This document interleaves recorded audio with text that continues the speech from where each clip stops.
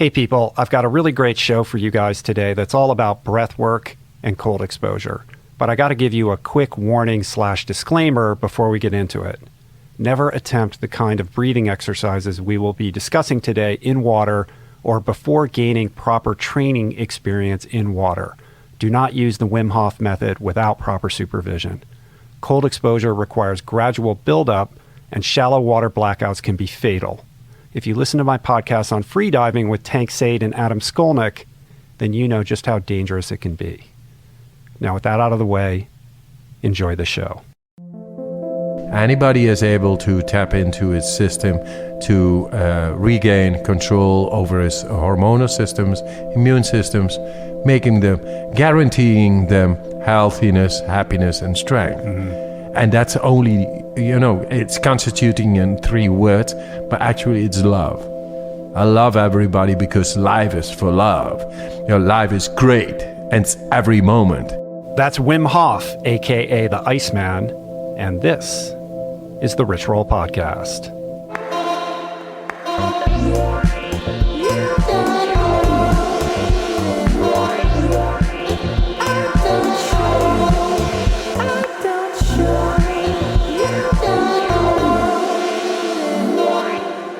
Greetings, how's everybody doing? My name is Rich Roll. I am your host. Welcome to the Rich Roll Podcast, the show where each week I sit down with a paradigm-breaking thought leader, experts across all categories of health, wellness, diet, nutrition, fitness, spirituality, mindfulness, meditation, entrepreneurship, creativity. And the reason I do this is to help all of us forge a better path towards unlocking and unleashing our best, most authentic selves. That's the goal. So thank you so much for tuning in today. I really appreciate everybody who has made a point to subscribe to the show on iTunes. That's very important. Thank you. Also to everybody who has left a review. If you haven't done that, take a moment to do that. It really does help us out a lot. And of course, big shout out, mad love to everybody who has created a habit out of using the Amazon banner ad at richroll.com for all your Amazon purchases. You can find that banner ad on any episode page on my website, or you can just type in richroll.com/Amazon. Takes you to Amazon. Buy what you're going to buy. It doesn't cost you a cent extra. It's a great free way to just support what we're trying to do here. So thank you so much. How'd you guys like the theme music today? I changed it up a little bit, right? Keeping you on your toes. So the original theme to this show was created by my nephew, Harry Mathis, and my stepson, Tyler.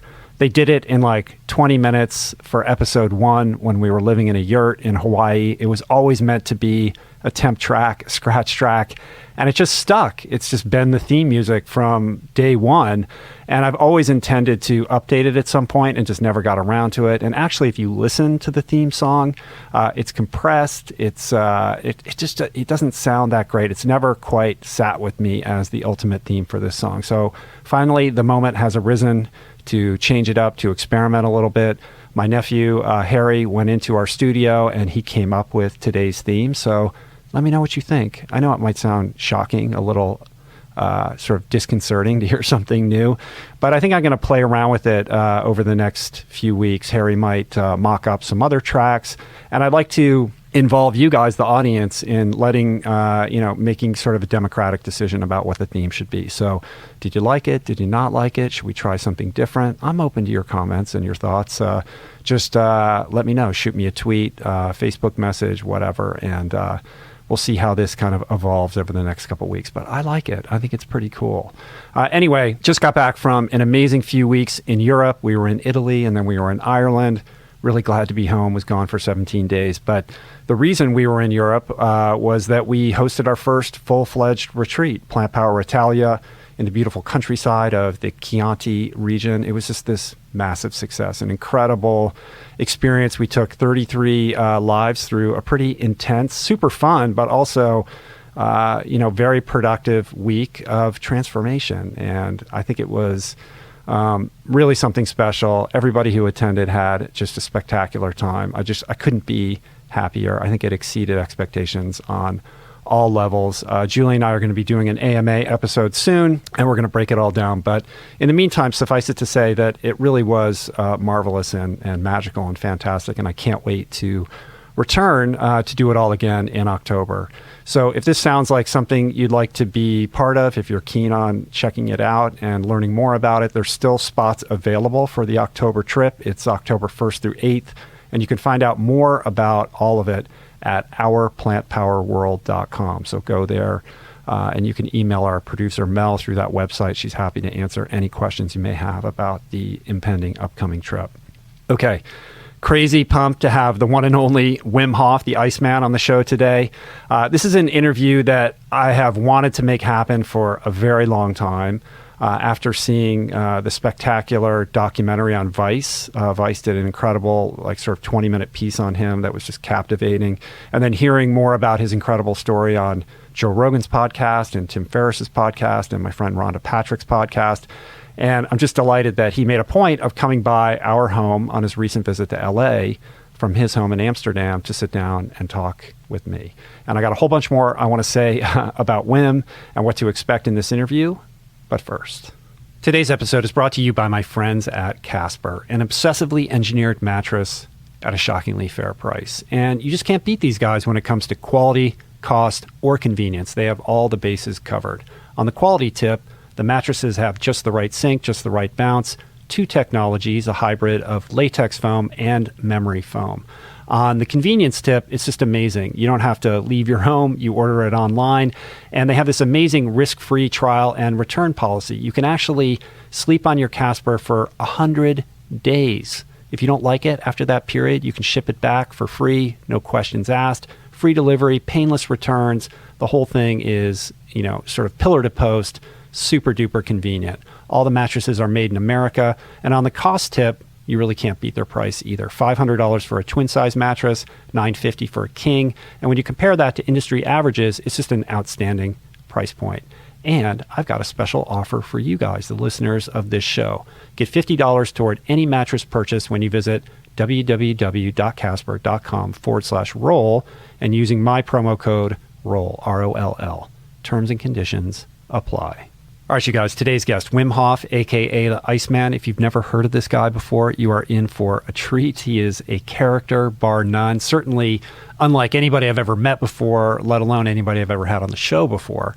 But if you're new to him, he is a Dutch world record holder. He's an adventurer, kind of a daredevil, best known for his ability to withstand extreme cold. But to me, perhaps more significant and interesting is his experimentation and experience with specific and teachable breathing techniques. It's something he's canonized as the Wim Hof Method. And this is a method that he'll tell you holds the potential to unlock basically human superpowers that include not only temperature tolerance, but also control over your autoimmune response, over your immune system. It's actually incredible. And this may sound crazy or far-fetched, but get a grip on some of the crazy things this guy has done.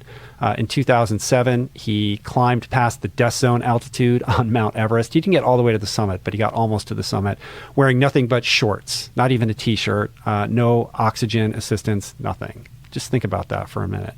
In 2009, he ran a full marathon in Finland above the polar circle in -4 degrees Fahrenheit temperatures. He did it barefoot, dressed in nothing but shorts. Again, no t-shirt. It's crazy, right? He has the Guinness World Record for the longest ice bath, 1 hour and 53 minutes.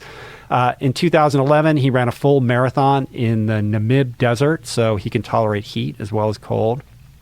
And here's something really fascinating. Also in 2011, he allowed himself to be injected with an endotoxin under doctor supervision. And leveraging his breathing techniques and meditation, he was able to control his autonomic immune response. Essentially what I'm saying is that he prevented himself from getting sick. He got injected with a poison that would make anybody sick. The guy did not get sick. It's crazy, right? Beyond that, and for the last 30 years, he's a vegetarian. He never eats food before 6 p.m. All of this is seemingly insane. But what makes Wim really unique is that he has invited the scientific community to study him and his methods. Everything's documented. And the fascinating thing about all of this is that Wim will tell you that he's nothing special, that all of his methods are not only replicable, but teachable, that anybody can do it. Case in point, in just 4 days of instruction, he had a group of students injected with the same toxin. He took them through his program, the Wim Hof Method, and under doctor supervision, these students were injected with the same toxin that he was injected with. Not one of them got sick. Not one of them got sick. It's crazy, right? And he now routinely takes groups of people he has instructed on his method, most of which you would characterize as non-athletes, up to summit Kilimanjaro in nothing but shorts. It's crazy, right? He's an absolutely fascinating guy. He's got charm and charisma for miles. But this conversation is less about human biology than it is about belief systems, about human potential, about our inner dormant abilities. It's about yoga. It's about the nature of consciousness, and about the ever-expanding event horizon of human potential that should push and challenge and nudge you and me and everyone out of our collective comfort zones to call into question how we all unnecessarily limit ourselves every single day. So sit back, take a deep breath, and prepare for one of the most compelling and unique conversations I've ever had.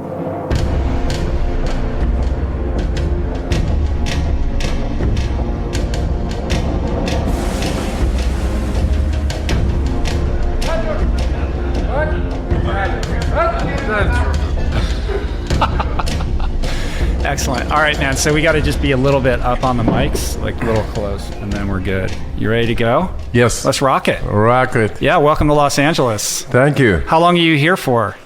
A whole week. Yeah.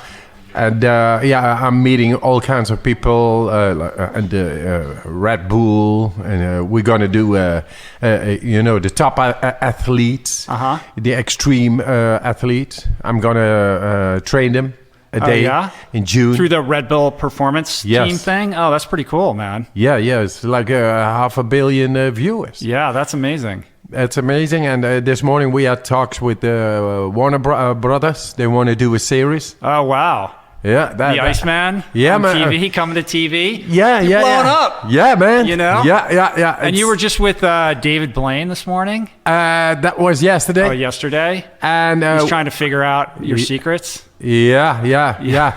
But it's no illusion. I know, that's the difference, right? It's had you met him before? No. But he told me you were studying me already for 10 years. Oh, wow. So finally we come together and it directly hit off, right? And I think we are gonna do 2 world records in September. So like collaborating on a project, or you guys are going to both like go at each other like competing? No, not competing. Though you never know. Can you say you're trying to conceptualize some kind of challenge or something? Kilimanjaro, we're going to climb Kilimanjaro in shorts. But that's nothing for you. You've done absolute record time. Oh, I see. For speed. Fast. For speed, yeah. Yeah, speed, no acclimatization. Go direct to the top. I like it. I know.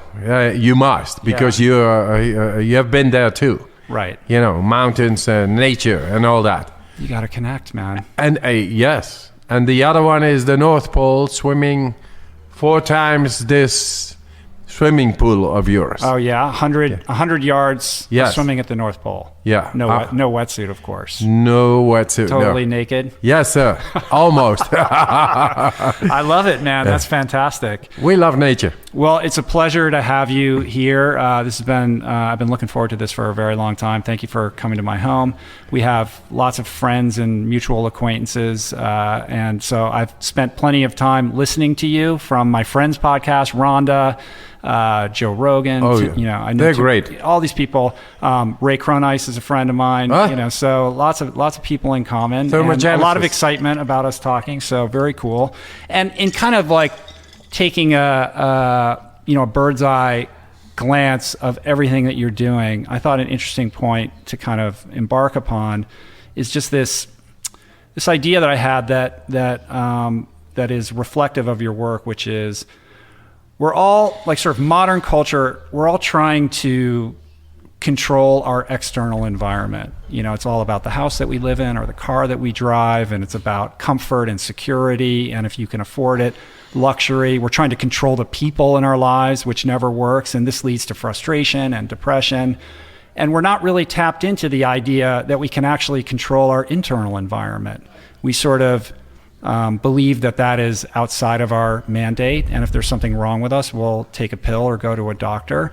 But it eludes us that we can actually exert some level of domain over that. And your work really demonstrates that is focusing on that and developing that and cultivating that is the true kind of actual path towards happiness, satisfaction, and living a healthy, happy life.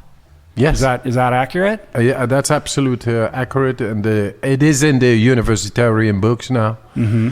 So they changed the books are talking about chapter 22, biology now, saying the Iceman. But it's not about the Iceman, it's about a comparative study wherein we have shown 100% score that everybody within a couple of days is able, after awakening their inner abilities, making a brain-body connection right, like Mother Nature meant it to be, that we are able to tap into the endocrine systems and the immune systems far better.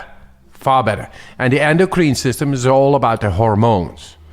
They saw people lying in bed producing more adrenaline. That's the stress hormone in a absolutely controlled way, in an easy. They felt a little bit high and nice, but they were producing more adrenaline than somebody going into its first bungee jump. Mm-hmm. And traditionally, just to put a pin in that traditionally or conventional wisdom is that a human being can't control their autonomous nervous system. That's why it's called the autonomous nervous system. It's anchored in the primitive brain. This is your fight or flight response, and it's outside of your sort of conscious control. Yeah, and it is logic that it is. It's like a muscle, a non-trained muscle. It's there, but never has been stimulated because we always choose for the comfort. Right. And there is, a tradition of sadhus dating back thousands of years, with all these sort of anecdotal stories of amazing things that they can and could do. I mean, I remember as a kid watching a television show in the United States called That's Incredible, and there was the Yogi Kudu, and he would fold himself into a tiny lucite box, and they would put it at the bottom of a swimming pool. He would slow his heart rate, and he would be down there for an interminable length of time. And then you hear about these, guys meditating in the caves of the Himalayas, and they don't eat anymore, and they've been doing it for months, and they seem to have control over their metabolic rate, their metabolic systems on some level, and yet we kind of scoff at that and say, well, that's just stories, that didn't really happen. But I think your work and what you've demonstrated, you're kind of a modern day incarnation of that. But the difference is that you have, you've caught the attention of not only the mainstream public, but the scientific community who's begun to study you and verify these results. And I think that really is a game changer. It really makes people look at what's happening in a very, very different, unique, and compelling way. It is so, and studies are ongoing. And it started like 2.5 years ago, showing that the autonomic nervous system can be influenced, that in relationship to the immune systems, endocrine systems. And anybody can do it. That has changed the scope already, but yet it is not implemented in our thinking infrastructure, the way we handle things in the world, because our whole industries working upon our health by pills and food and all that, and it's making money, and power is over there. We don't want to upset that. I'm not upset. I'm just I'm not anti-industry and all that. Absolutely not. But I'm pro-human. And humans, they finally always go for development. Mm-hmm. What we have shown is something very effective, very accessible for anybody to take on. And Yeah, we got it scientifically endorsed, so there is no speculation about it. Well, let's define what it is exactly that we're talking about, right? Like, what is the Wim Hof method? And then I want to get into the origin story, but let's at least talk about, what it is that we're referencing here. Yes, what they saw with the breathing techniques within a hospital, that if we raise the pH levels within our body, say within 20 minutes, and we have proven this in scientific studies already, to go far up and controlled, then we do not need to breathe for a long time. Mm-hmm. Because the breathing begins when you become acidic, carbon dioxide, and that's the trigger to breathe again. Once you get the pH levels up, your body is very able to function.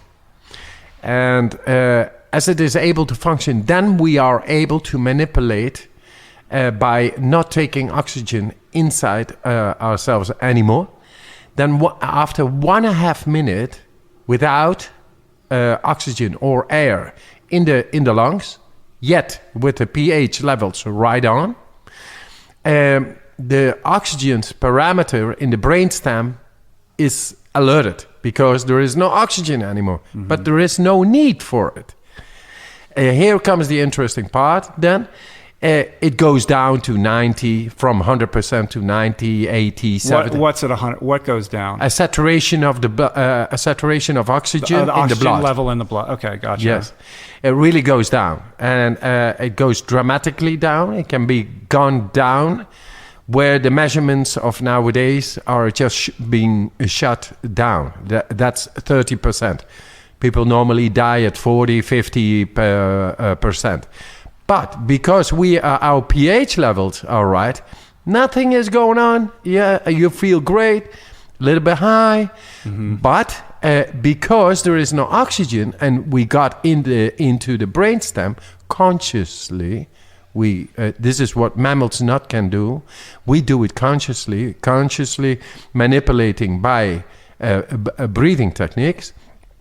Then the adrenaline shoots out through the body in a flash, bang, and you get into the best of functionality, and all the systems work the way nature meant it to be. Interesting. And the technique is really a sort of version of pranayama, like it's deep inhales and then releasing, right? How does it work? There's an equivalent in the yogic tradition, in the pranayama tradition, about kumbhaka yoga. Mm-hmm. You have the Bahia Satya Kumbhaka, which is retenting from breathing after inhalation or after exhalation. And then you have Kevala Kumbhaka, which is retenting from breath, like you said in the beginning about this kudu person. The yogi kudu. Yeah, yoga kudu. And he was then staying under. That's Kevala. But it takes years of practice. And this, what we do, is showing scientifically not only that everybody is able to go into the autonomic nervous system, which normally takes years of practice. Right. Years and years. And no, you can do it in 20 minutes. 20 minutes because it's basically, it doesn't require any thought, right? You just do this and this is what happens. Exactly what it also is. Your brain shuts down. I mean, the upper part, the thinking part, really has been shut down. You get into the limbic system, the mammalian brain, and you just feel. Mm-hmm. That's it. And it's because of this brain, breathing technique. The blood flow gets into the deeper parts of the brain, and it feels great. Mm-hmm. Well, I feel like in our culture, we're all up in our thinking brain all the time, and we forget that there is the primitive brain there. It goes unattended to, and you're kind of flipping it and saying we need to focus on the primitive brain and shut down the thinking brain. And I wish I could. It's like meditation. All these techniques, they're all designed to quiet that chatter of the thinking mind. Yes. This one is shutting down that part of the brain the unnecessary part of it, the unnecessary functionality of it, keeping on, not being able to shut it down and to feel, just feel. Normally it takes very deep meditation to get there. Now, with this breathing technique, it has been done, say, 4 minutes. You get into this state, into the deeper parts of the brain, up till the brain stem. Then the brain stem is even deeper. That's the reptilian brain. So, and where does it flip into one's ability to then? It's interesting. Control? I feel we are going into the core. Yeah. All right. Well, go for it. Yes. So like where is the part where you then are exerting some control over your, endocrine functions and your hormonal functions and your immune response? Like, how does that, explain how that actually transpires? Wow. Once again, what we do is conscious breathing. Is what mammals not are able to do, except for the dolphins. Right. Yes. And the rest of the animals, they cannot do this, but we can do this. And so if we do this, then we just tap into the deepest part of the brain. And that's where the pineal gland, hypothalamus, hippocampus, amygdala, pituitary gland, they are all there. We could not get there. That's the hormonal mechanism. Mm-hmm. That's the center, the directives. And now we are able to tap in. And neurologically, make new patterns toward it. In order for, after practicing some time, a couple of weeks, maybe some months, depends on the intensity of your training, then you grasp you are the one who is able to influence in that what creates mood, health, and strength. Mm-hmm. And it has been shown that it influences into the DNA. How to explain that aspect of it? There is a station in the DNA which is called nuclear factor kappa B. And it controls all the genes. It makes the genes are like a traffic light. A cancer cell should be on red, not the expression of the gene. Yes. So it has been shown that these exercises, they get into that station and regulate, create the right chemistry in the cell, in the DNA, and therefore a cancer cell stops, it gets into red. And that what causes energy gets into green. Mm-hmm. And it regulates because we are that being which should be able to function in any natural setting, and that means that there shouldn't be no cancer, there shouldn't be no depression, there should be no disease of Crohn, because then you are not able to function. But here comes the consciousness. It comes in, and because we do all this consciously, we are able to become happy, strong, and healthy. I like the consciousness part. Yes, me too. But this is the most interesting. Everybody wants to talk about the science, and I want to talk about the alkalinity and all that kind of stuff because it's all super fascinating. But there's a spiritual through line through this, right? Like this began as a personal journey on your part to, find peace and wholeness. It was birthed out of pain. Yes. Right? Oh, yes. So maybe we can step back a little bit and talk about that. Grief, something very abstract. Losing your wife and because of schizophrenia, jumping from an 8th story down, having 4 children alone. She was the love of my life. How old were you then? 35. Yeah. And yes, nobody to console me. Whatever is inside, you can't console it. Heal it with hypocrisy. You have to go deep. And so I began to look into nature. Had you been playing around with cold water prior to that, or did I did. Did this experience introduce you to that? I did, but the grief made me go more consciously, more concentrated, more focused into that area of the brainstem, the emotional center, the amygdala, and learn how to influence therein, because it creates discomfort, grief.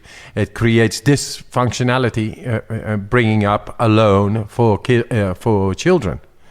So right, and with 4 kids, it's not like you have. I mean, you just have to do what's in front of you to take care of that. I have 4 kids. I know what that's like. Yeah, there's no time to be with yourself. Yes, but still there. So I dealt with that, and I came at first you deal until you feel different, and then later you begin to think about it.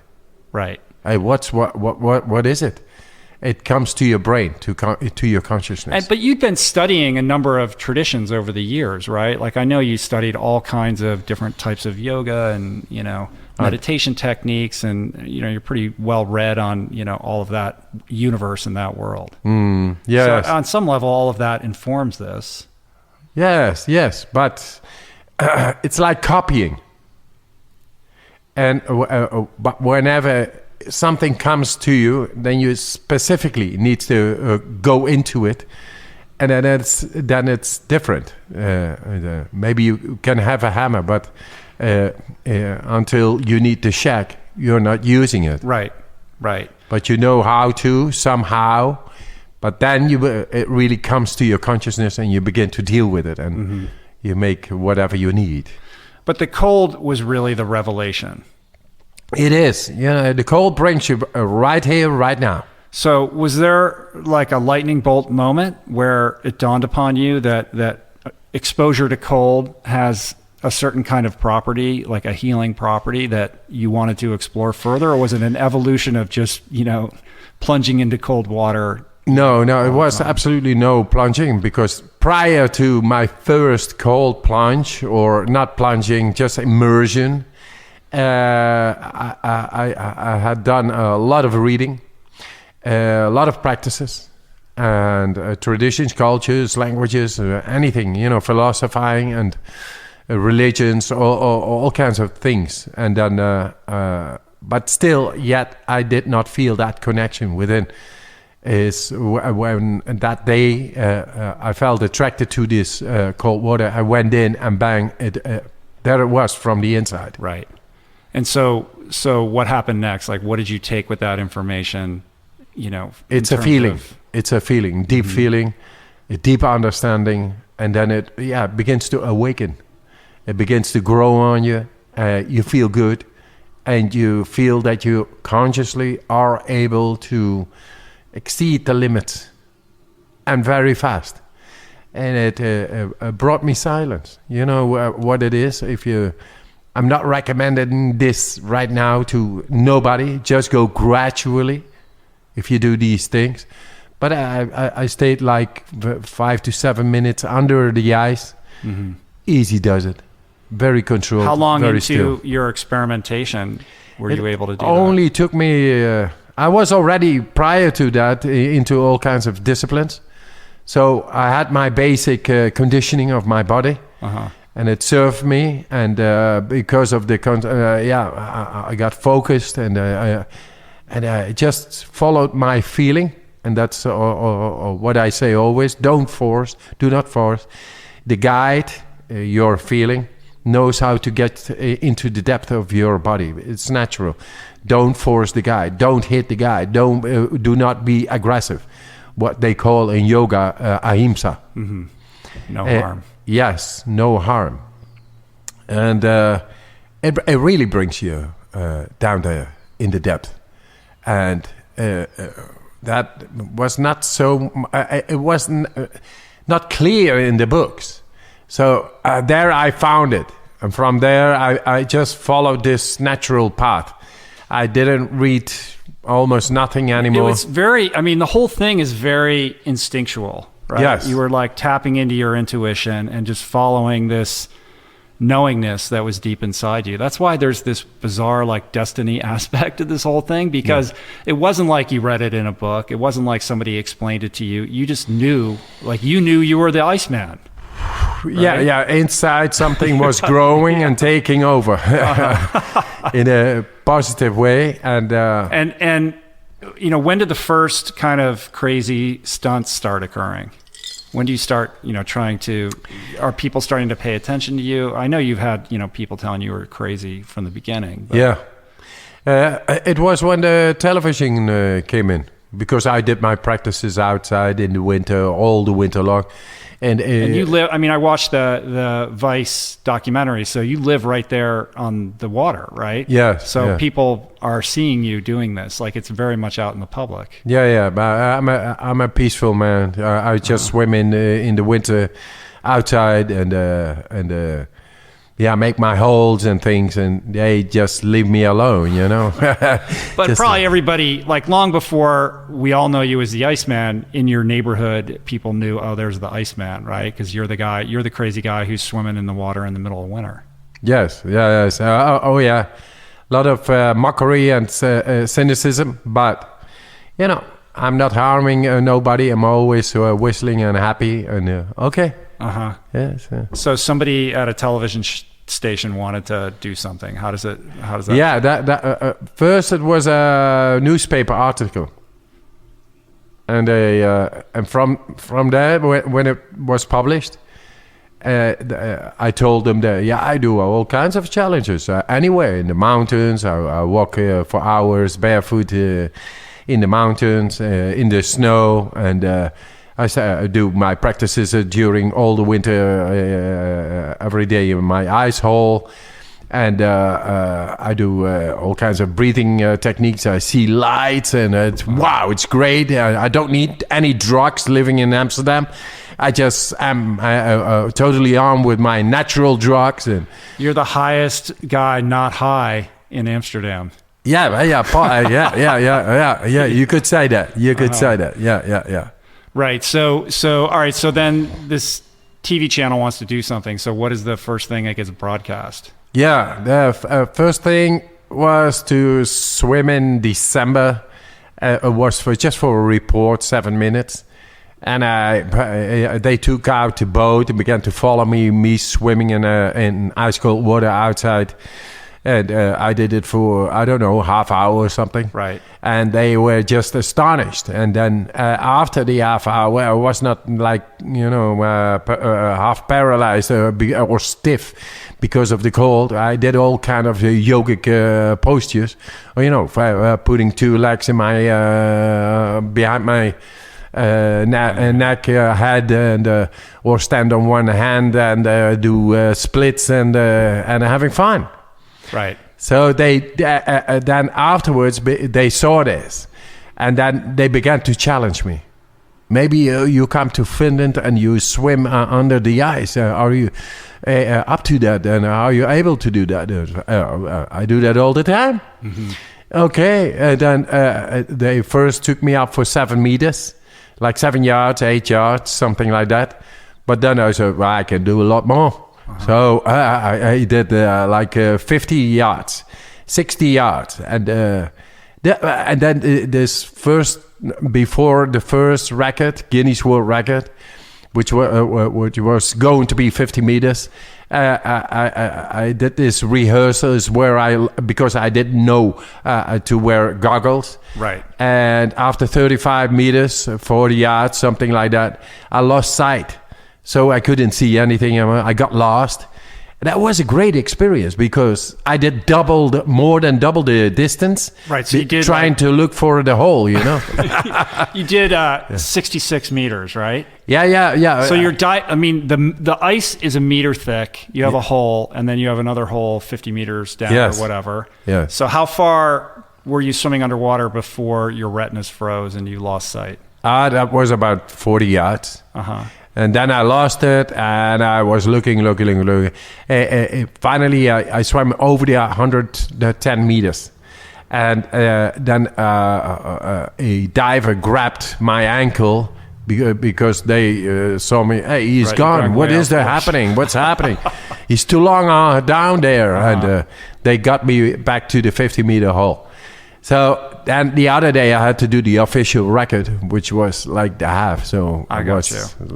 Nothing. Right. But when you lost your sight, and you know you're under a meter of ice, and you're not going to be able to see where that hole is. I mean, what is going on? That was remarkable, because I never felt the drowning, the agony of drowning. I just no panic response. No panic response, totally under control, and that's because my pH level, where I later on began to understand what was chemically going on within the body. I was fully in control. Maybe I had no oxygen anymore, but my body was very able to function, keep on functioning, because the chemistry was right.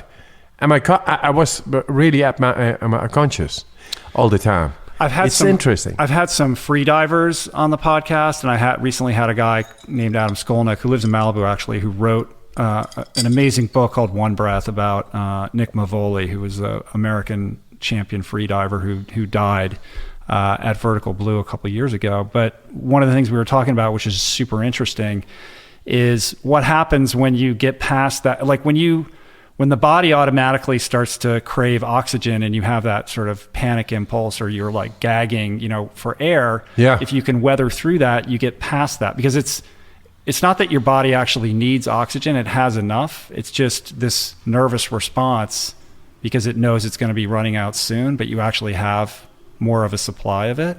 And once you get past that, then that goes away, right? And so a lot of these guys end up, they go too far to blackout because they're not feeling that anymore, right? They're trying to push that edge. So I'm curious about I'm sure you've experienced that and what that's like for you. Yeah, I experienced it twice. And divers were there finally to take me back. But I was already like sleeping. Yeah. A little. But okay, I was still conscious, but sleeping. And then arriving at the hole, coming to the surface, you do, oh yeah, what's happening? Yeah, okay, oh yeah. That's amazing. Crazy. So from there, you have 20 Guinness Book of World Records, right? 26. And the sort of notable ones are that, and also scaling Everest in shorts. You had spikes on, but no t-shirt and shorts, right?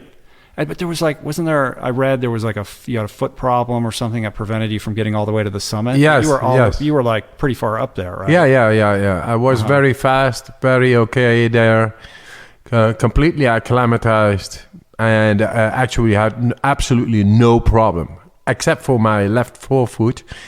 3 months prior to that, I did a half a marathon in extreme conditions beyond the polar circle in January. Barefoot, right? Barefoot. And I suffered from self-inflicted injury, a cold injury. And the professors told me it was irreparable damage was done. But I had to wait for 4 months. I said, no, that's not possible. In 3 months, I'm on Everest. I'm going. So I began to heal myself, and a month later, inner and outer of my foot was healed, was okay. And I went there, but then I discovered that the flexibility of the veins, the arterial circumference, closing and opening, needs to be, it's an extreme up there. Right. Because there's 1/3 of the oxygen, and it all works on the veins. They have to adapt. Open, close, open, close, open, close. And it was not flexible enough, and I felt that. And that made me turn around. I see. I'm crazy, but not an idiot. Not that crazy. Right. Well, I feel like, I'm no expert on Everest or mountaineering at all, but I feel like a lot of the people that end up getting into big trouble is a result of making poor decisions, perhaps because their brain isn't functioning at its peak because of the thin air, right? So they're not turning back, or they're into being a little thin bit air. rash, or exactly. Like that's an extreme example of that. But do you feel like you want to go back and summit it? If right now, yes, why not? Right. I can do it. And when you were doing it, Yeah. did you have a bunch of Sherpa? I mean, what is everyone else thinking who's part of your expedition team? And were I'm there quite others a loner. at base camp? Or? I'm quite a loner, Darren. If I feel, I go. And Sherpas, they leave me or alone. They know at a certain point, he knows what he is doing. Let him go. He is okay. He doesn't need my guidance, you know. And I go, just go up, bum. And I always come back, and I'm okay, and they see it. My control is good. Good. I think my control is better than all the alpinists because I'm in shorts. I'm much more in contact with the nature. I can read the nature. I can feel the nature. In other words, if you're insulated from your environment because of your attire or oxygen tanks, then you're not really completely in touch with what's actually going on. That it is. Yeah. That it is. Interesting. Yeah. All right. So you did that, and you ran this half marathon above the Arctic Circle, right? Where was that? Northern Finland? Yeah, Lapland. In Lapland. Yes. Barefoot. You don't get like. Well, you did injure your foot, right? But you don't get frostbite on your feet? Yes, that I was. Is that what it was? How cold was it? It went up down to minus 30 Celsius. Right. So that's like that's severe. 4 or something like that, Fahrenheit? Yes, minus 4 Fahrenheit. That's really cold. Right. And it's also the surface. If the surface is sharp, you know, it does things. Yeah. And it takes away, it scratches away the skin. So, all those factors resulted in self-inflicted cold injury. And then finally, the marathon that you ran in the Namib Desert, right, in southern Africa? Yeah. No water, dry, one of the driest deserts on the planet. So this isn't just about acclimating to the cold. It's about self-regulation, whether it's cold or hot, right? Yes, and that is we got these temperature sensors, and they are connected with the immune system, the autonomic nervous system, and all that. But we don't know how it works anymore. And now they begin to see it because we prove it by scientific measuring. And me training people just in a couple of days, being able to endure freezing cold inshores for hours.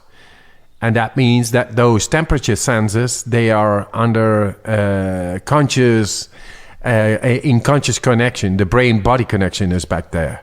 Well, this is where we get to the real heart of the story, because it's one thing to say, oh, the Iceman, he's this outlier. You know, the Iceman is the Iceman. Only he can do this. He's a sideshow situation. But you've maintained from the beginning that you're nothing special, that this is something that can be not only learned, but easily learned and implemented and then scaled for the health benefit of everybody. Yeah, exactly. And what's interesting is that whether it's the, extreme adventurer or athlete or what you're doing, you need these people because that's what gets everyone's attention, right? You have to go try to scale Everest or run these half marathons and marathons or swim under the ice, because without that, you don't get on the radar of the scientists at the universities who want to study you. So for you, it's never been about those crazy feats.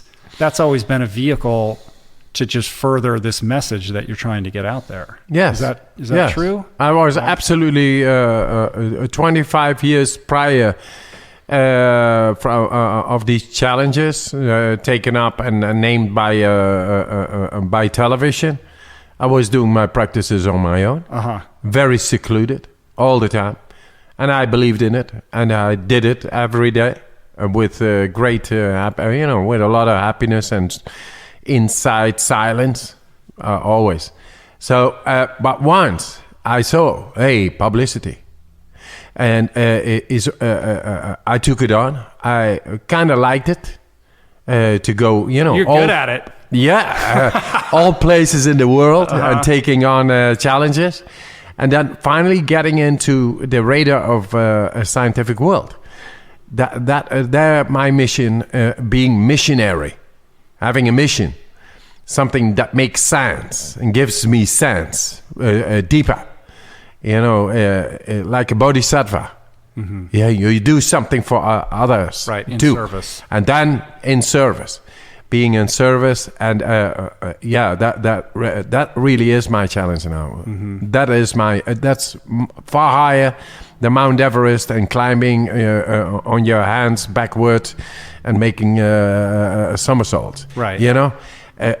Because there are too many people suffering from depression or chronic pains and all the other diseases, and it should not. It is, and people feel powerless, or they're just overly medicated to deal with this, right? Exactly, because there is no knowledge of anymore that there is an ability in the body, if you just reconnect and awaken, that is able to tackle pain, depression, autoimmune diseases, inflammation, all that. It's sort of related to Ayurveda, the principle being that the body is made up of systems, and when those systems are out of balance, that's when we get sick or depressed, etc. And it's about trying to figure out the chemistry of balancing all of those energy systems so that we can, and when we do that, then we can heal ourselves. Exactly, yes. Because the body is a whole organism, and the aim for yoga is oneness. But it's also the chemistry should be one. Right. All the systems should work together with the consciousness. And what's really unique about your story is you have this deep knowingness, this awareness, this not just self-awareness, but like cosmic awareness of the impact of these practices on your health. And you may not have had the scientific background or the vocabulary to articulate what is actually going on, but because of these feats that you've accomplished and the attention that you've attracted, you have these scientists studying you now, and now you're able to explain what you've known all along, right? Exactly. And so what is it that's happening? What now is happening is that I want to go from science to sense. From science to, caring and sharing. Mm-hmm. We should love each other, but the love is constituted now scientifically by hormonal control, immune system control, and once again, energy management. Right. And we got it analyzed now. So if every mother would be able to guarantee health, happiness, strength for her kids, then there would be no war anymore, because there is no powerful positioning and all this crazy stuff going on anymore. It's out, because what is the most wealthiest person? That what you cannot buy but be. And that's healthy, strong, and happy. Mm-hmm. So we bring it down by analysis, saying that's a hormonal control and the control over the immune system. Anybody can do it. And what comes first, the cold or the breathing? Like, what is the most paramount practice? Like, how do these two worlds fit together? The cold brought me this deeper connection, because I had to reconnect consciously into my physiology to endure the cold, but it made me change my breathing pattern. Later on, I saw that the breathing, what we do, is too shallow. It's too shallow every moment. So if you miss out on every moment, or 10-15% of the right chemistry brought in by a wrong intake of oxygen, bringing in wrong pH levels, then the body is confused. Mm-hmm. And so the breathing, I say the breathing plus consciousness. The cold is what brought you to the breathing, though. Yes. Uh-huh. It could also have been the heat. Could also have been oxygen deprivative states, like situations like Mount Everest or Kilimanjaro. Anything that triggers the deepest part, the survival part. The fight, flight, food, the fuck and the freeze. Right. That modus. It wakes you up. They say the big five. I say there are six. The spirituality is also there. Uh-huh. That's the consciousness. So let's break down the biochemistry of what's happening. You're talking about raising the pH, becoming more alkaline, your system becoming more alkaline. And I think that's super interesting. There's a whole school of thought that most people in Western culture are in a state of chronic acidosis. The food that we're eating is very acidic, meat and dairy products. We're breathing toxic air. We're not getting enough sleep, stress. All of these things contribute to us being in a state of acidosis most of the time, right? And our systems we buffer that. Like, we maintain a relatively neutral pH, but we have to leach minerals out of our bones to maintain all of that. But the more alkaline foods that we can eat and the better care we can take of ourselves and the sleep and all of that, reducing stress, pushes us towards that more alkaline state. And what they're realizing, and I'm interested in your perspective on this, is this state of chronic acidosis causes the inflammation, and it's the inflammation that is leading to all of these chronic illnesses, from obesity to diabetes, et cetera, that are just killing millions of people every year. It does. So it begins with the alkalinity. It does, and that's chemistry. We have to become alchemists. Everybody is but now. We don't always. But we just have to do the right breathing technique, right? That's it. So we don't actually have to be alchemists. No.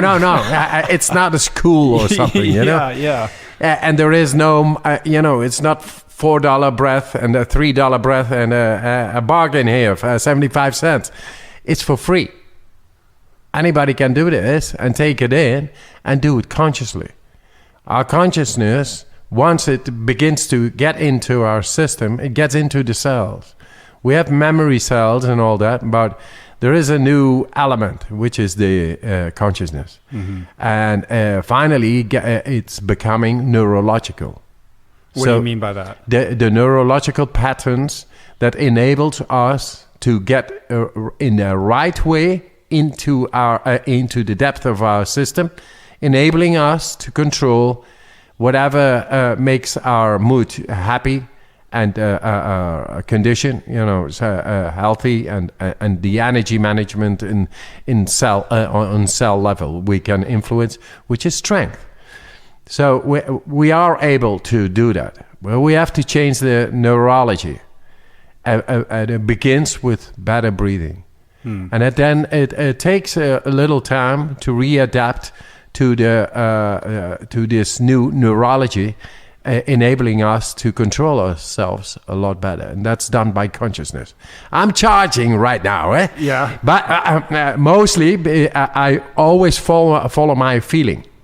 Feeling is understanding. This is what I feel here, right now. That it is a new insight. I'm into ongoing scientific research because I don't like speculation. I like the philosophy. I don't like speculation. Mm-hmm. And I believe that we have the sense to see what is right and what is wrong. In yoga, viveka. Right. It's all there. It strains conventional wisdom or the logical brain to think that we could actually control our immune response to an invader, but you have proved this out, right? You volunteered to be injected with an endotoxin, right? Which is, what was it? Some form of bacteria that makes you E. coli sick. Okay, bacteria. E. coli, makes you very, very sick, and you had zero reaction to this. Yes, not only me. After I did it and I showed it. Then I took 18 persons, and they 100% score all showed it after 4 days of training. This was under a controlled circuit. You were like at a doctor's office or a hospital. You weren't just in your apartment injecting people. Oh, no. Yeah. It all it was published in the PNAS. So walk me through this. Yes. Okay. What I do with the people is instructing them in the breathing techniques and gradually go into the cold, and just takes a couple of days to awaken their deeper physiology and bring back a brain-body connection the right way. Because later on you have to tackle a bacteria and its effect on the immune system, which is an immune response. And creating fever, uncontrolled shivering, headaches, all over agony. and you have to tackle it. So you need a connection with yourself to be able to do that, because normally in many other studied cases, it all has been shown that all these people had no control over their system after the E. coli injection, the bacteria, and the reactions on the immune system. So now 18 persons come, 12 are selected later, randomly.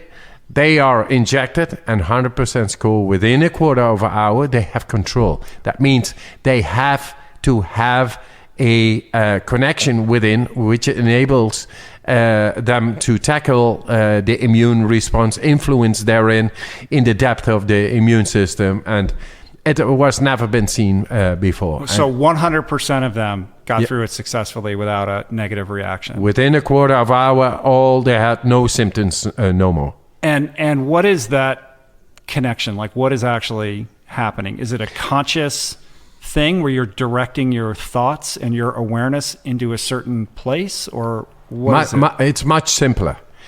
They do breathing techniques. Their being is already focused because they know what's happening. So we have once we know a bacteria is coming in, then you are alert enough already. So I don't need to work out the focus there. I told him in the beginning, though, before it all started, to get the mindset going. Hey, guys, listen. What we are going to do is tackling the world's most inflicted sufferings war ever, which is the one of the bacteria, the bacillus, and the virus. We're gonna tackle them. You got this? And I talked so much that they got it.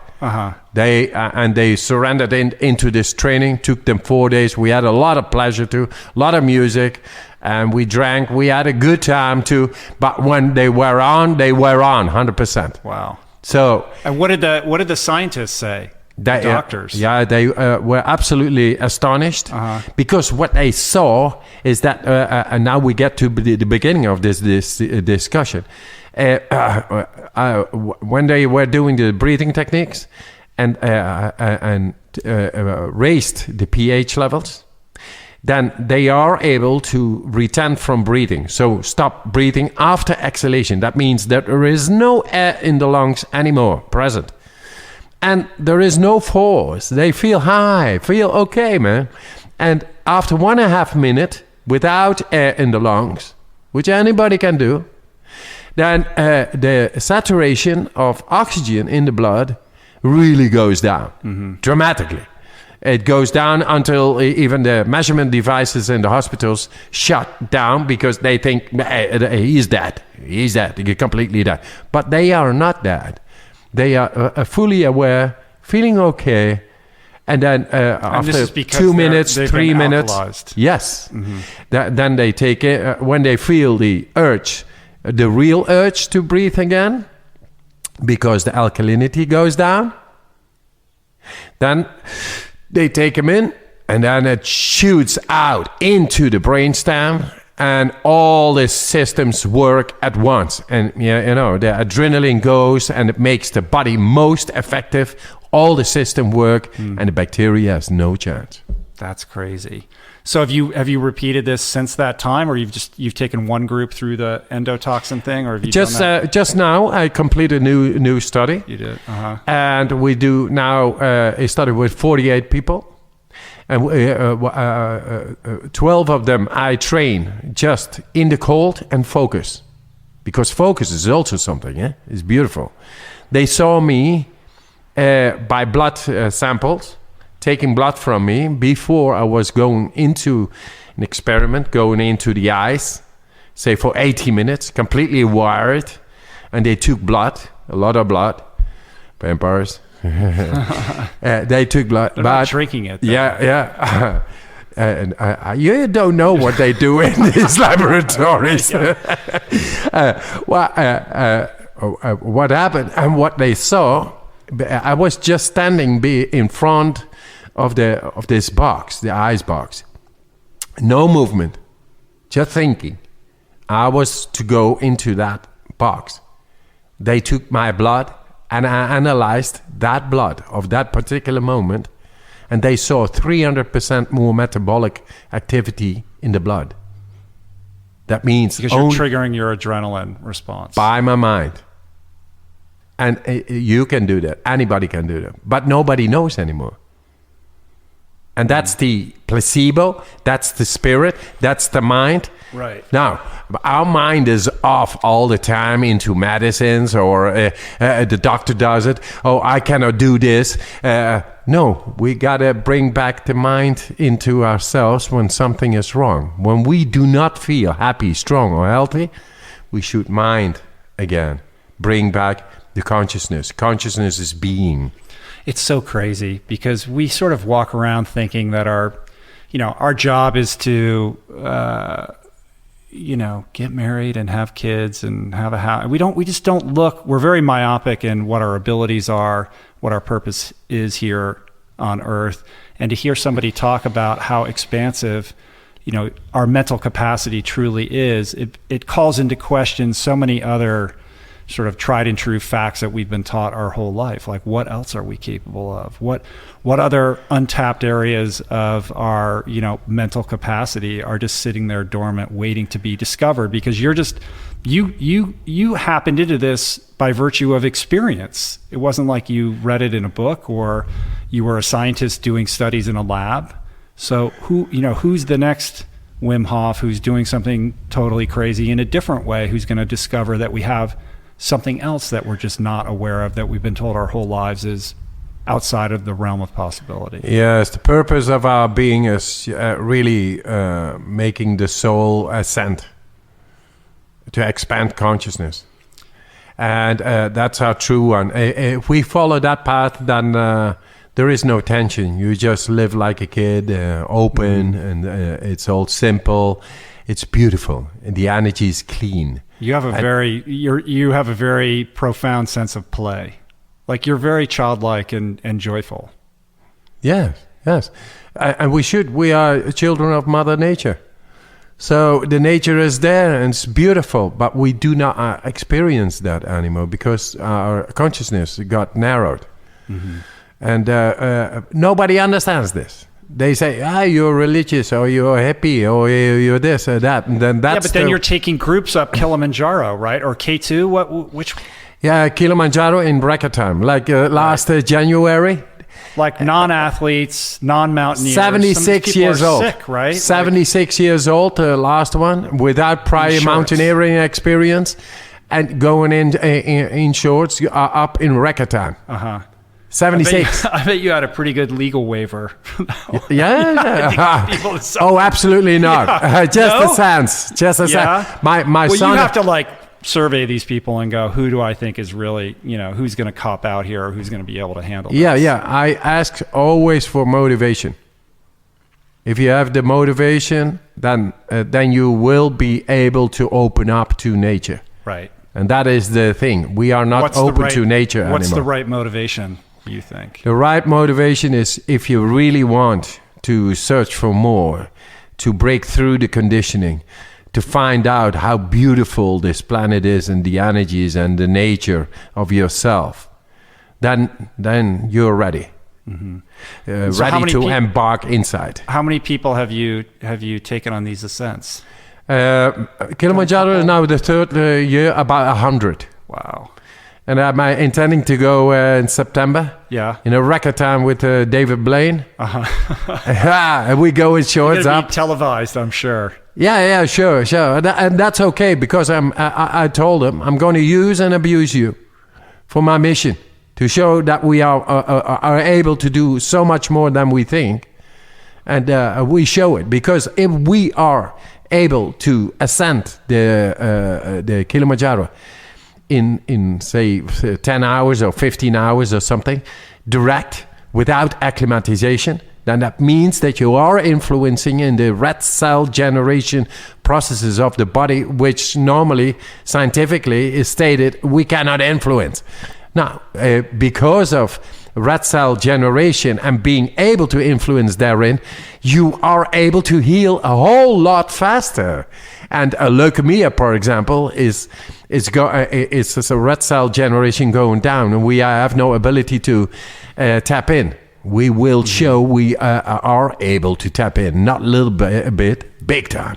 And the ripple effect of that is profound, because that just shatters everybody's concept of human capability.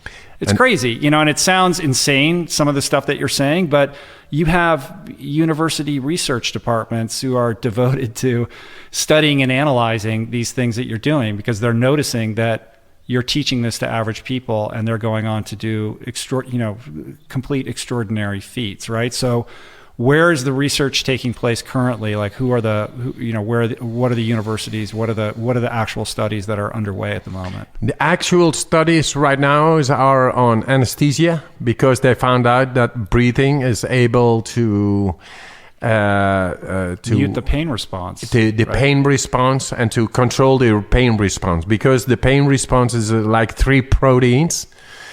Trimerization, it's called. 3. And merization, so they marry together, something like that, they come together, and it creates a pain signal. And that's because the chemistry around is acidic. So if you focus to that area and change this acidic state and bring it to 7.6, then the 3 proteins or the pain signal falls apart, because there is no functionality of the pain signal anymore over there. You are there and you have changed the chemistry, because a wrong chemistry is dangerous for the body. That's why we get pain. That's crazy. And that's wild. It is. And so we are into this, and we have shown that by breathing, these people are able to tolerate pain very much higher, or and does that influence into the chemistry. Is that similar to tolerating the breathing temperature? Breathing, yes. And with a cold creates pain. Mm-hmm. If you just breathe right, then this pain signal doesn't come, because the oxygen, which is combusted because of the cold impact and the change of the chemistry inside, makes it makes it acidic. Now you control it. Right breathing brings up the pH level, and it is maintained. Thus, there is no pain. And then it feels great to go into the cold. No pain at all. No pain at all. So just, cut the person wide open while they're alert. To the extreme, it is so. It's like giving birth for a mother. What does she do? Breathing. And pressing. Yeah, nature kind of figured that out, right? So now we do that in different areas. Same thing. Go back to nature. Interesting. Nature knows. And is anybody kind of looking deeper into the immune system response as a result of the endotoxin experiment? Yes, of course. There is an ongoing study, not only on pain, but also on inflammation. Right now, with 48 people in the Netherlands, is being conducted. We are in the middle of the study. So they came to me and I practice in the cold. And you know what? I'm not in it anymore. It's independent. Mm-hmm. The doctors took over and they instruct now. It's independent. They can kill me. Hey, the method still lives. But you're coming from a place of thinking that these techniques are applicable to preventing and even reversing any number of chronic illnesses that people are suffering from, right? So have you worked with people that have actually been able to reverse chronic conditions? Yes, absolutely. These techniques? Absolutely. I'd love to hear a little bit about that. Oh yeah, we got many testimonials. Yeah. From people like rheumatoid with arthritis or disease of Crohn, mm-hmm. or cancer even, depression a lot, MS, mm-hmm. Asthma, allergies, and all kinds of things. Right. But until it is not scientifically proven, I cannot state... like, hey, this is going to work for everybody, etc. No, this is just your experience. We love no speculation, but we got great testimonials, and wonders happen every day, because thousands and thousands of people are practicing with this method, and we see things happen. We get income of mails and testimonials of so many.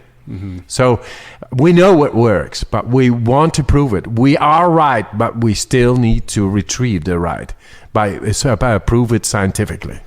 I'm interested in what you think about the applicability of these practices to dealing with addiction, whether it's substance or behavioral addiction, like that sort of emotional compulsion. With substances, it's anchored in a like a biological imbalance, I guess you could say.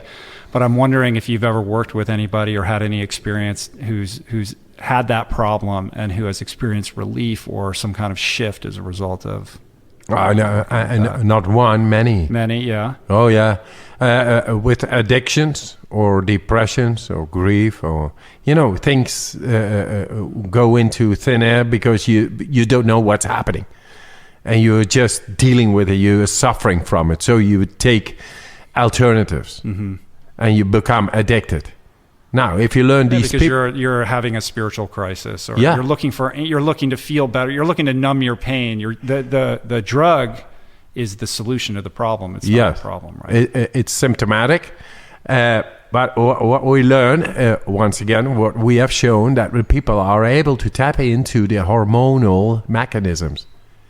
So if there is a deprivation of a certain hormone created by grief, by trauma, by fear, by too long not being creative or things like that, then the chemistry in the body begins to change, and then you get deprivation of, say, melatonin or dopamine. Right, like the addict is always looking for that dopamine. They want, give me that dopamine response. Yes. And then when they stop taking the drug, it's almost like life becomes banal or numb because they don't have those high highs and low lows. Exactly.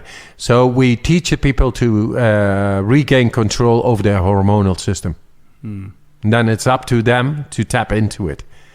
Because the way nature meant it to be is that we are able to function in almost any situation up till the extremes.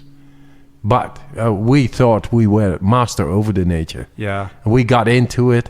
And even, many people with goodwill, they are brought up, the nature is this, it's hostile, and you keep the door closed because it's too cold, get a jacket on, and wash your hands, and eat this food, and they promise you all kinds of things by the advertisement, and finally you are completely lost in your own body because you have no sense anymore yourself of discovering the way nature meant it to be.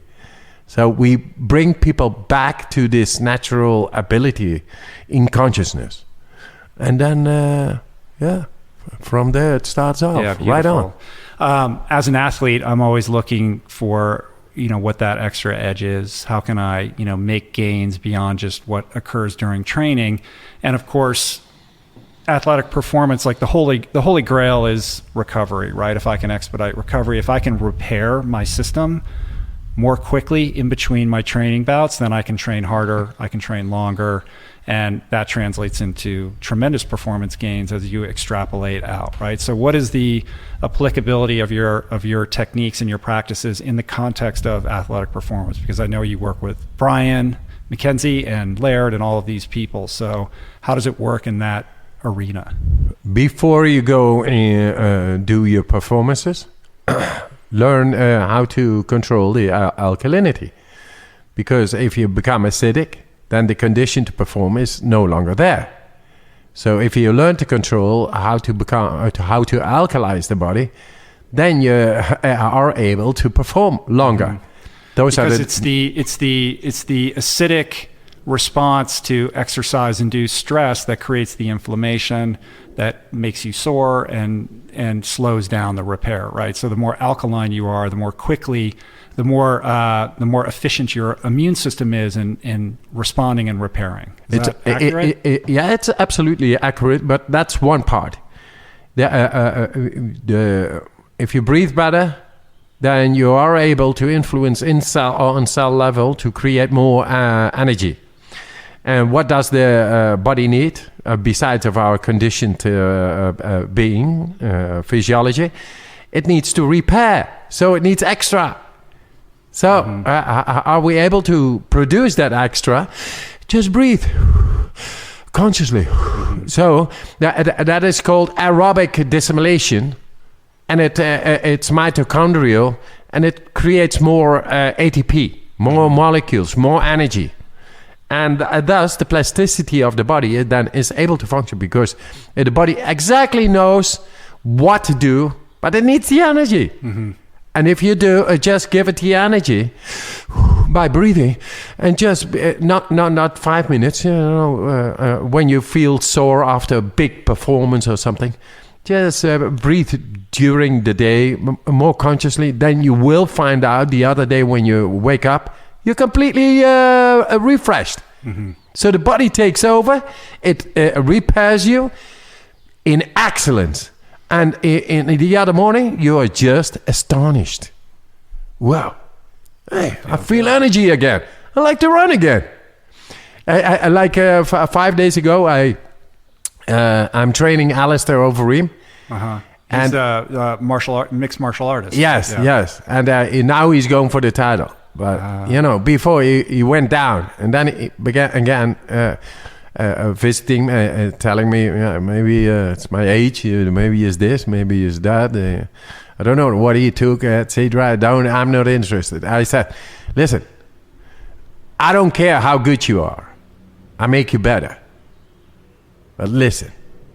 So from there, we began with the breathing and the cold. And now he's winning his matches with excellence, at ease, with power, overpowering the people. Because he is in control again. He found self-confidence. 1 week after, or 1.5 weeks after the first training I had with him, his doubt was completely gone. He told me, I'm going to win. So the confidence comes back if the brain-body connection is back. And you as a sportsman, you want to perform. But for that, you need consciously the connection. And if you are able to grasp that, to influence by what? Deeper breathing. Consciously. And then your chemistry is under control. And it's a different story, different ball game, as they say. Right. Yeah, that's very cool. How does it work? Like, what is your opinion on doing hypoxic training? Like when I'm swimming, I'll do breath control work, underwater work. Now it's very popular to have the training mask, run on the treadmill with this device that prevents you from breathing properly. And the idea is that enhances the body's ability to be more efficient with its oxygen metabolism. So do you see that as like an aid, or is that working at odds with the principle of like over-oxygenating yourself with the techniques you're talking about? Yeah, it is interesting because the effectivity of the body is then stimulated, of course, but until what kind of extent? I think it's more natural to breathe consciously, to bring about not only a physiological effectivity within the body because of training, but to do it, doing it, change the neurology inside. We should be in control by our neurology. And it is not being done if we take, passive materials, outside materials to make our body function. Hey, man, that's not you. You don't look. Did you see ever a mask in the morning when you look in the mirror? Right. It's not us. So getting back to just what's most natural, and it's already inside, and we just need to apply it to this and consciously. Then the neurology changes, and then we are able not only to increase our performances, and because we master and control the physiological depth of ourselves, but we also get a sense of spirituality and beginning to understand the real purpose of life. That's the gift. That's the real thing, right? It is. Yeah. It is. And we get there consciously. And so I'm dealing not only with all these studies now. Tomorrow I have a talk with a professor from Stanford University, a neuroscientist, and we're going to do studies on the brain. I'm going to do also studies with on DMT. Because we know how to tap into the DMT. The DMT is what releases and works out the subconscious while you are in a deep sleep, Right. or at time of death, and we had no control. And I say we have control, but the DMT is not just have a trip and LSD and go, wow, it's nice. No, it has its absolute functionality to release whatever blockages and inhibitions and traumatic experience produce in the body, and release it, open it up, and digest it, and all that. For that, we have the dimethyltryptamine. Yeah, that's fascinating. Yeah, we're gonna make the spirit molecule. Maybe we're gonna make a new set of documentaries. Yeah, cool. On that area. And you're doing all of that up at Stanford? No, that's with John Chavez and Rick Strassman. He's a professor, and he's leading it, the thing. So the other one is the Stanford University, And what's that? What exactly are they going to be looking at? I'm going to have a talk tomorrow. Oh, you're going to find out tomorrow. But it's in the brain, and we are able to tap into the deepest part. Anybody can do it. Let's talk about your diet. The diet. Yeah. I eat once a day after 6 o'clock. And that's most vegetarian. Right.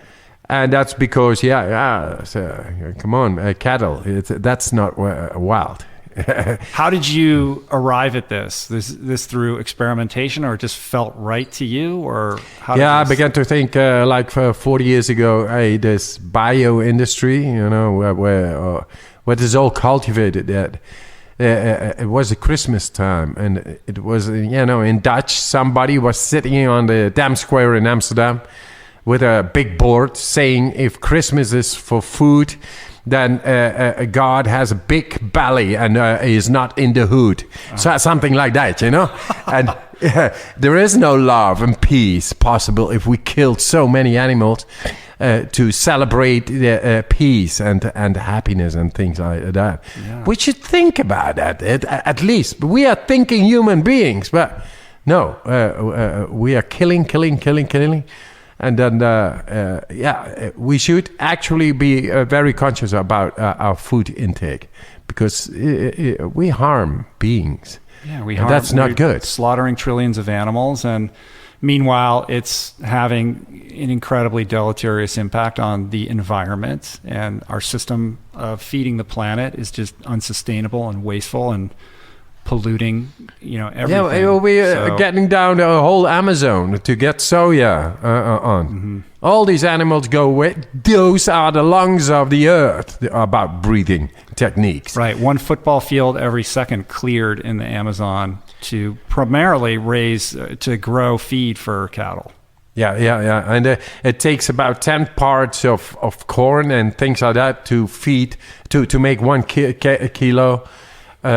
kilogram of meat. And then we talk about food problems in the world. There is no food problem. It's only created for our luxury. And I'm not into politics, but also not into bollocks.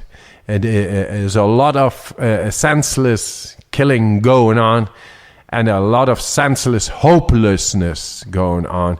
And we have to regain consciousness over it. And we are able to do that. It's a crisis of consciousness. It's a spiritual crisis as much as it is an environmental crisis and an ethics crisis and a health crisis. Like all of these things, there's a grand interplay between all of these. But I think that, look, you're somebody who clearly, people want to talk about the science. They want to talk about, you walking up Everest in your shorts, but like you're dialed in, like your consciousness is dialed in, like on a deep level, because you don't have, a person doesn't have that kind of knowingness, that sense of intuition about purpose and what is making you tick, unless you got your shit straight, right? So it's very interesting, So you're life is interesting. Yeah. If you're paying attention. Yeah, there you got it. Now you begin to hit the bottom of the soul and the experience. We don't need acid, or LSD or beer or this and that to experience the moment, to be clear. Well, I'm here with an instructor of mine. He is there with his wife and this little baby of 6 months. And yesterday, when I woke up, I went to the room and she was just lying there. I could see through her. Her energy is still so clear, so beautiful. She's tripping all the time. She's having a good time all the time. And we lost this because our consciousness get narrowed because of the neurology and everything. And our energy is not flowing anymore. And we take the wrong chemistry inside. And then ask ourselves, why are we depressed? Why are we not happy? Why are we not healthy? It's all very logical. We just have to bring this very simply to everybody. And that's why I go to science, to have no speculation about it. Anybody is able to tap into its system to regain control over his hormonal systems, immune systems, guaranteeing them healthiness, happiness, and strength. And that's only, it's constituting in 3 words, but actually it's love. I love everybody because life is for love.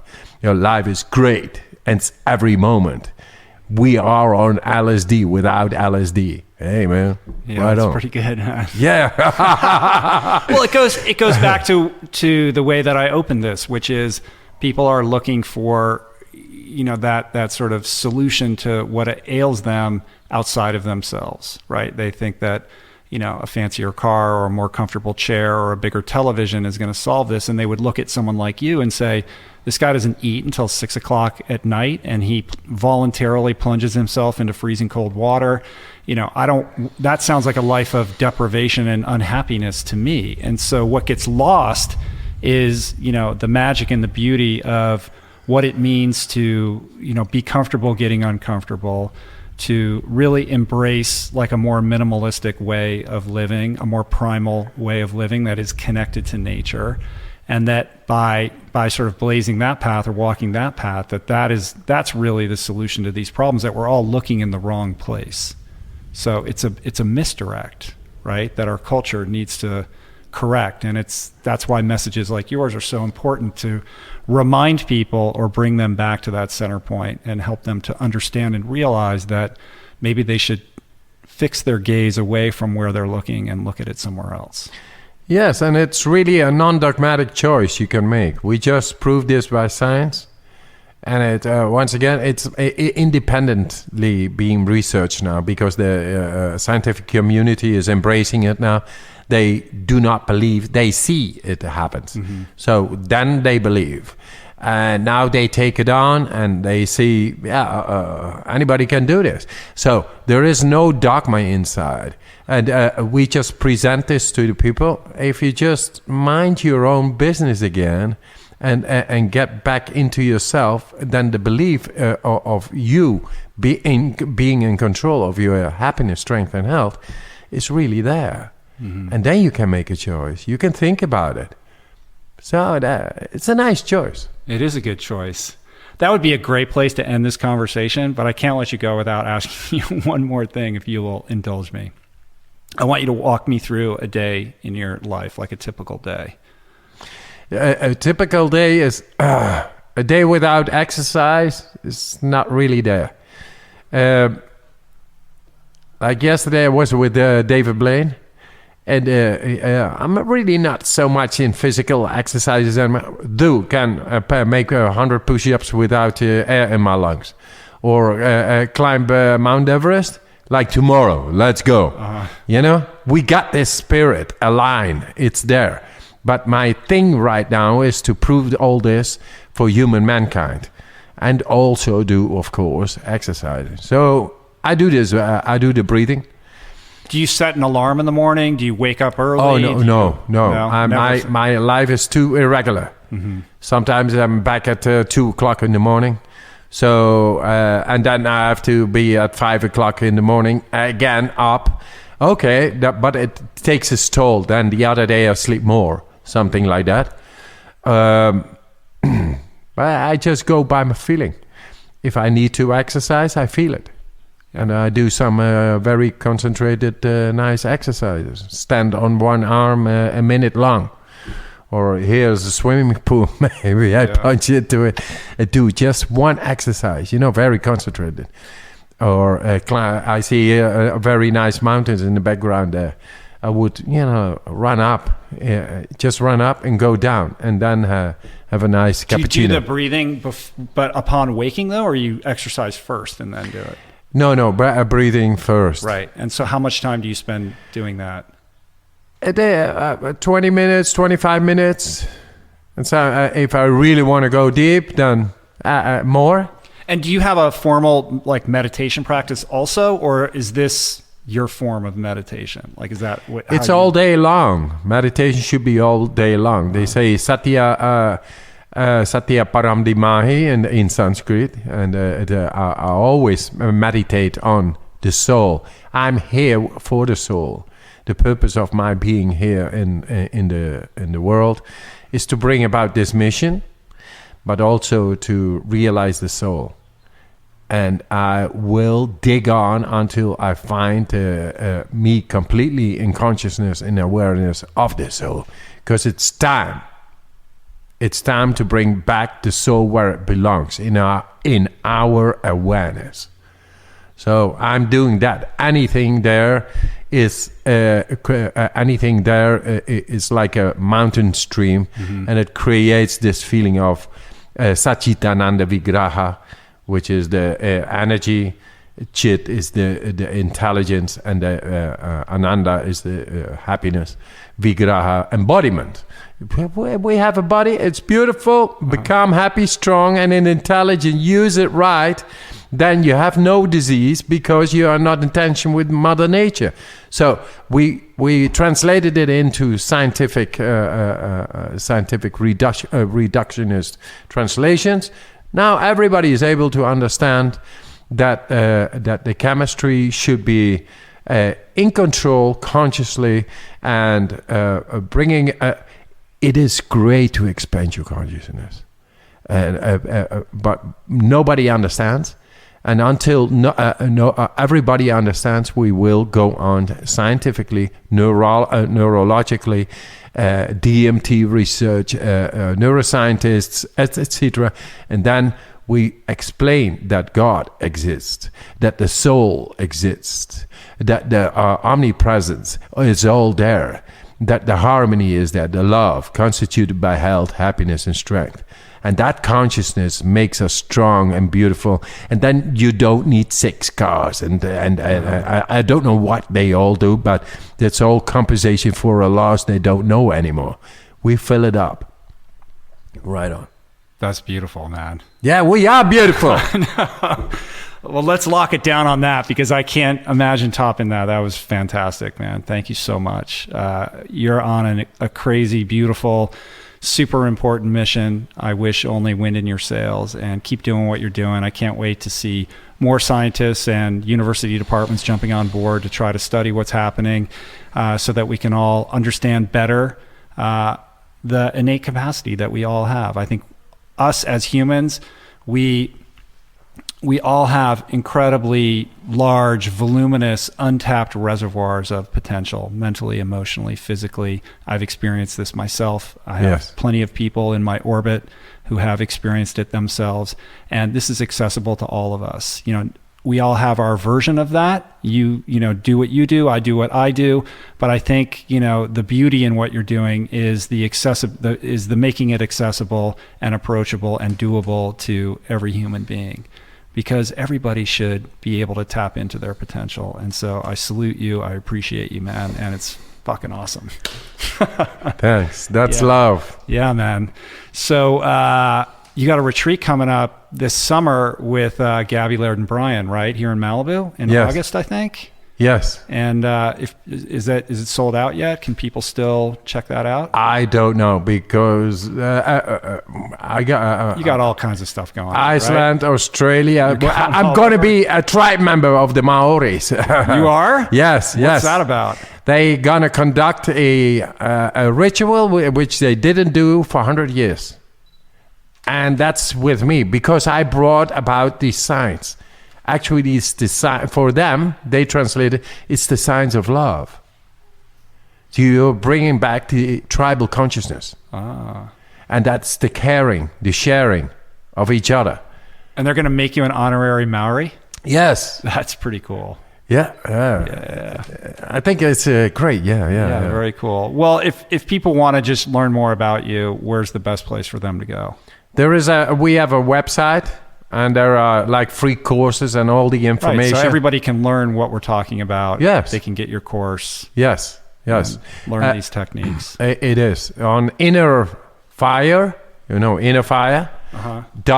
NL is the Netherlands. And very soon we have a big, huge platform and all that. But it's still like in 1 month. But anything can be... There's a big community of thousands of people who are able to answer the questions. And there's a lot of experience with a lot of diseases and states of mind and power and performance. It's all there. Excellent, man. Yeah. Thank you, dude. Life is excellent. All right. Where are you headed to now? I don't know. The summit of the sea. The summit at sea. Oh, summit at sea. Yeah. Oh, you're doing that. Yes. Yeah. I know all those guys. That'll be fun. Okay. Yeah. I'm going to meet them now after this. Oh, Elliot? Are you meeting Elliot? Yeah, possibly. Okay. Possibly. Say hi to him for me. I will. I know all those guys, yeah. I will. Cool. So afterwards, I go to Australia. And be with the Aborigines. Do it, man. All right, man. We'll have a good time. Yeah, right on. Peace. Thanks. Plants.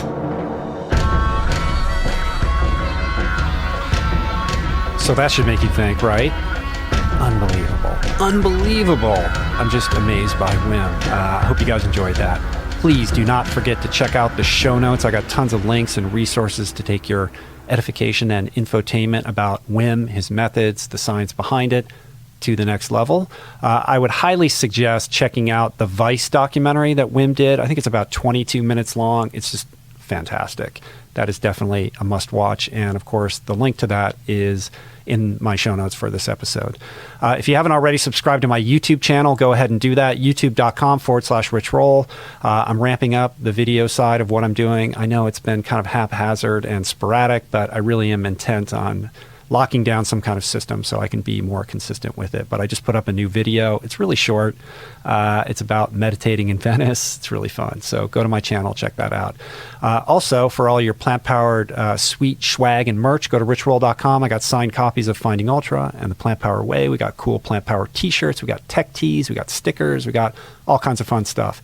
And if you're interested in joining us in October for round 2 of Plant Power Italia, which you definitely should be interested in. It was just fantastic and phenomenal.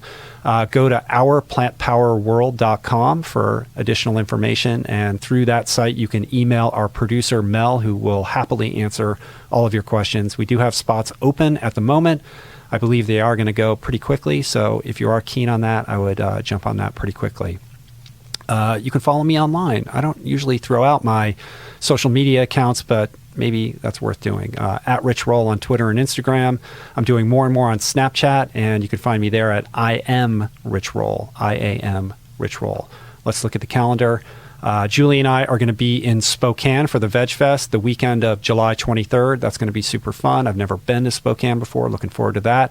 And then August 20th through 21st, I'm going to be at Plantstock. That is the big Engine 2/Forks Over Knives event at the Esselstyn Farm. That's going to be a spectacular event. I look forward to meeting a lot of you guys there. The Two Forks event in Pasadena that was originally scheduled for September 16th through 18th has been canceled. I guess they're looking at rescheduling that for a later date, but unfortunately that event is not happening. Okay, want to thank today's sponsor, Casper. You can get $50 towards any mattress purchase by visiting www.casper.com/roll and using my promo code ROLL. Terms and conditions apply. I want to thank everybody who helped out on today's show. Hari Mathis for the new theme song. Let's give him a shout out. Thank you so much, Hari. Let me know what you think of this new musical invention. Again, I'm going to be playing around probably with a couple different versions of this, or maybe some new tracks. I don't know. I'm not taking it too seriously, but I'm interested in your thoughts and would like to include the audience in this decision about what the next new theme is going to be. Maybe you like the old theme. I don't know. Let me know. Big shout out to Jason Camiolo for all his masterful work on audio engineering and production of the show. Sean Patterson for all the graphics that he does, which are amazing. Chris Swan, he helps me compile all the show notes. He creates the Instagram little thingies that I post, all the images, all that kind of good stuff. Chris puts a lot of work into helping me craft this. So thank you, Chris. And again, theme music by Hari Mathis. Thanks for all the support, you guys. I love you. Final thought. One of the things I always say is that we're all sitting on mountains of untapped potential. And if Wim's story stands for anything, he demonstrates that the event horizon for what we can do, what we're capable of, is so much more than we were taught or what we believe about ourselves. So this week, let's meditate on that. Think about the millions of times a day we unnecessarily limit ourselves due to deeply ingrained beliefs we never call into question. Pick one of those beliefs and actually put it to the test. You might be surprised by what you learn. And I'll see you guys back here soon. Peace. Plants.